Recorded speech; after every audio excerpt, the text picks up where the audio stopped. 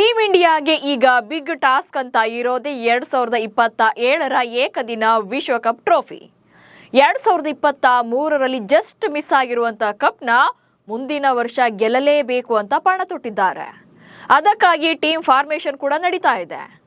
ಆದರೆ ಗೌತಮ್ ಗಂಭೀರ್ ಮಾಡ್ತಾ ಇರುವಂತ ಕೆಲ ಪ್ರಯೋಗಗಳು ಇನ್ನೂ ಕೂಡ ನಿಂತಿಲ್ಲ. ಅದರಲ್ಲೂ ನಮ್ಮ ಕನ್ನಡಿಗ KL ರಾಹುಲ್ ಗಂಭೀರ್ಗೆ ಒಂಥರ ಎಕ್ಸ್ಪೆರಿಮೆಂಟ್ ಪ್ಲೇಯರ್ ಆಗಿಬಿಟ್ಟಿದ್ದಾರೆ. ಅವರ ಕರಿಯರ್ಗೆ ಎಫೆಕ್ಟ್ ಆಗ್ತಾ ಇದೆ. ಸೊ ಗಂಭೀರ್ ಆಟ ರಾಹುಲ್ಗೆ ಹೇಗೆ ಪ್ರಾಣ ಸಂಕಟ ಆಗ್ತಾ ಇದೆ. ವಿಶ್ವಕಪ್ಗೂ ಕೂಡ ಇದೇ ಫಾರ್ಮುಲಾ ಬೇಕಾ? ರಾಹುಲ್ ಆಟಕ್ಕೆ ಹೇಗೆಲ್ಲ ಎಫೆಕ್ಟ್ ಆಗ್ತಿದೆ ಅನ್ನೋ ಬಗ್ಗೆ ಈ ವಿಡಿಯೋದಲ್ಲಿ ಮಾಹಿತಿಯನ್ನ ನೀಡ್ತೇನೆ. ನಾನು ಶಾಂತ. ನ್ಯೂಸ್ ಉದ್ಯಾನದ ಸಬ್ಸ್ಕ್ರೈಬರ್ ಆಗೋದಕ್ಕೆ ಮರಿಬೇಡಿ. Gautam Gambhir team India head coach ಆದ್ಮೇಲೆ ಸಾಕಷ್ಟು ಬದಲಾವಣೆಗಳನ್ನ ಮಾಡಿದ್ದಾರೆ, ಈಗಲೂ ಕೂಡ ಮಾಡ್ತಿದ್ದಾರೆ. ಸೊ ಎಲ್ಲವೂ ಕೂಡ ಅವರು ಹೇಳಿದಂತೆಯೇ ನಡೀತಾ ಇರೋದು.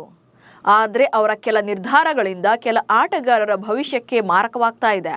ಸೊ ಈ ವಿಚಾರದಲ್ಲಿ ನಮ್ಮ ಕನ್ನಡಿಗ KL ರಾಹುಲ್ ಕೂಡ ಇದ್ದಾರೆ.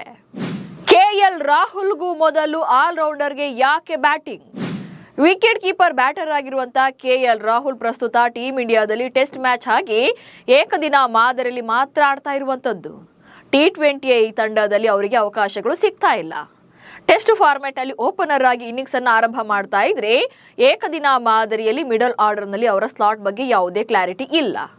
ಆಕ್ಚುಲಿ ಅವರನ್ನ ಪಿಕ್ ಮಾಡಿರೋದು ನಂಬರ್ 5 ನಲ್ಲಿ ಬ್ಯಾಟಿಂಗ್ ಮಾಡಬೇಕು ಅಂತ. ಆದ್ರೆ ಗೌತಮ್ ಗಂಭೀರ್ ಮತ್ತು ಅವರ ಟೀಮ್ ಆಲ್ರೌಂಡರ್ ಆದ್ಮೇಲೆ KL ರಾಹುಲ್ಗೆ ಬ್ಯಾಟಿಂಗ್ ಮಾಡೋಕೆ ಅವಕಾಶವನ್ನ ಕೊಡ್ತಾ ಇದ್ದಾರೆ. ಮೊನ್ನೆ ಮ್ಯಾಚ್ ಅಲ್ಲಿ ಅಂದ್ರೆ ಇಂಗ್ಲೆಂಡ್ ವಿರುದ್ಧದ ಮೊದಲ ಏಕದಿನ ಪಂದ್ಯದಲ್ಲಿ ನಂಬರ್ 6 ನಲ್ಲಿ ಬ್ಯಾಟಿಂಗ್ಗೆ ಬರ್ತಾರೆ. ಬಟ್ 1 ರನ್ಗೆ ಔಟ್ ಆಗಿ ವಿಕೆಟ್ ಅನ್ನು ಒಪ್ಪಿಸ್ತಾರೆ. ಯಾಕಂದ್ರೆ ನಂಬರ್ 5 ನಲ್ಲಿ ರಾಹುಲ್ಗೆ ಸಿಕ್ಕ ಸಕ್ಸಸ್ ನಂಬರ್ 6 ನಲ್ಲಿ ಸಿಕ್ಕಿಲ್ಲ. ಸೊ ಹೀಗಿದ್ರು ಕೂಡ 2027ರ ಏಕದಿನ ವಿಶ್ವಕಪ್ ವರೆಗೂ ಕೂಡ ರಾಹುಲ್ಗೆ ಇದೇ ಸ್ಥಿತಿ, ಇದೇ ಸ್ಥಾನ. ಯಾಕಂದ್ರೆ ರಾಹುಲ್ 6ನೇ ಸ್ಥಾನದಲ್ಲಿರ್ತಾರೆ, ಜೊತೆಗೆ ಲೆಫ್ಟ್ ಹ್ಯಾಂಡ್ ಆಲ್ರೌಂಡರ್ 5ನೇ ಸ್ಥಾನದಲ್ಲಿರ್ತಾರೆ. ಗೌತಮ್ ಗಂಭೀರ್ ಜವಾಬ್ದಾರಿ ವಹಿಸಿಕೊಂಡಾಗಿಂದ ರಾಹುಲ್ 1 ಸ್ಥಾನ ಕೆಳಗೆ ಬಂದಿರುವಂತದ್ದು. ಸೊ ಇದು ಈಗ ಅವರ ಪ್ರದರ್ಶನದ ಮೇಲೆ ಎಫೆಕ್ಟ್ ಆಗ್ತಾ ಇದೆ. ಅದು ಹೇಗೆ ಅನ್ನೋದನ್ನ ಹೇಳ್ತೇನೆ ನೋಡಿ. KL ರಾಹುಲ್ ಅವರು 2025ರಿಂದ 12 ಸಲ 6ನೇ ಕ್ರಮಾಂಕದಲ್ಲಿ ಬ್ಯಾಟಿಂಗ್ ಅನ್ನ ಮಾಡಿರುವಂತದ್ದು ಏಕದಿನ ಮಾದರಿಯಲ್ಲಿ. ಈ ವೇಳೆ 36.37ರ ಸರಾಸರಿ ಹಾಗೆ 99.31ರ ಸ್ಟ್ರೈಕ್ ರೇಟ್ ನಲ್ಲಿ 291 ರನ್ಗಳನ್ನ ಕಲೆ ಹಾಕಿದ್ದಾರೆ. ಆದ್ರೆ ನಂಬರ್ 5 ನಲ್ಲಿ ಅವರ ಪ್ರದರ್ಶನ ಅಂತೂ ಎಕ್ಸ್ಟ್ರಾರ್ಡಿನರಿ ಆಗಿದೆ. 2025ರಿಂದ ಈಚೆಗೆ KL ರಾಹುಲ್ 5ನೇ ಕ್ರಮಾಂಕದಲ್ಲಿ 5 ಸಲ ಬ್ಯಾಟಿಂಗ್ ಅನ್ನ ಮಾಡಿರುವಂತದ್ದು, ಅವಕಾಶವನ್ನ ಪಡೆದಿರುವಂತದ್ದು. ಅಂದ್ರೆ ನಂಬರ್ 5 ನಲ್ಲಿ ಬ್ಯಾಟಿಂಗ್ ಅನ್ನ ಮಾಡಿದ್ದಾರೆ. ಈ ವೇಳೆ 129ರ ಅವರೇಜ್ ಹಾಗೆ 136 ಪ್ಲಸ್ ಸ್ಟ್ರೈಕ್ ರೇಟ್ ನಲ್ಲಿ 258 ರನ್ಗಳನ್ನ ಕಲೆ ಹಾಕಿದ್ದಾರೆ. ಇನ್ನು 2025ರಿಂದ ಅಕ್ಷರ್ ಪಟೇಲ್ 39ರ ಅವರೇಜ್ ಹಾಗೆ 274 ರನ್ಗಳನ್ನ ಕಲೆ ಹಾಕಿದ್ದಾರೆ. ಜೊತೆಗೆ 87ರ ಸ್ಟ್ರೈಕ್ ರೇಟ್ ನಲ್ಲಿ 5ನೇ ಕ್ರಮಾಂಕದಲ್ಲಿ ಬ್ಯಾಟಿಂಗ್ ಅನ್ನ ಮಾಡಿರುವಂತದ್ದು. ಹೀಗಿದ್ರು ಕೂಡ ಮಂಗಳವಾರದ ಪಂದ್ಯದಲ್ಲಿ ವಾಷಿಂಗ್ಟನ್ ಸುಂದರ್ಗೆ ನಂಬರ್ 5 ನಲ್ಲಿ ಬ್ಯಾಟಿಂಗ್ ಅನ್ನ ಮಾಡೋಕೆ ಅವಕಾಶವನ್ನ ಕೊಡ್ತಾರೆ. ಹೌದು, ವಾಷಿಂಗ್ಟನ್ ಸುಂದರ್ ಅರ್ಧ ಶತಕ ಬಂತು. ಸೊ ಎಕ್ಸ್ಪೆರಿಮೆಂಟ್ ಸಕ್ಸಸ್ ಆಯ್ತಲ್ಲ ಅನ್ಸ್ಬೋದು. ಬಟ್ ಇಲ್ಲಿ KL ರಾಹುಲ್ಗೆ ಪರ್ಫಾರ್ಮ್ ಮಾಡೋಕೆ ಕಷ್ಟ ಆಗ್ತಾ ಇರುವಂತದ್ದು 6ನೇ ಕ್ರಮಾಂಕದಲ್ಲಿ. ಯಾಕಂದ್ರೆ ಅವ್ರಿಗೆ ಅವರದ್ದೇ ಆದಂತ ಸ್ಲಾಟ್ಸ್ ಇದ್ದಾಗ ಬ್ಯಾಟರ್ಗಳು ಆ ಸ್ಲಾಟ್ಗಳಲ್ಲಿ ಹೆಚ್ಚಿನ ಜವಾಬ್ದಾರಿಯುತವಾಗಿ ಬ್ಯಾಟಿಂಗ್ ಅನ್ನ ಮಾಡ್ತಾರೆ. ಹೌದು, ಎಲ್ಲ ಸ್ಲಾಟ್ಗಳಲ್ಲಿ ಆಡ್ಬೇಕು ಅಂತ ಹೇಳ್ಬಹುದು. ಬಟ್ ಅವರಿಗೆ ಟೀಮ್ ನಲ್ಲಿ ಅವರದ್ದೇ ಆದಂತ ರೋಲ್ ಇರುತ್ತೆ, ಜೊತೆಗೆ ಅವರದ್ದೇ ಆದಂತ ಒಂದು ಕ್ಲಾರಿಟಿ ಪಿಕ್ಚರ್ ಇರುತ್ತೆ ತಮ್ಮ ರೋಲ್ ಏನು ಅನ್ನೋದು.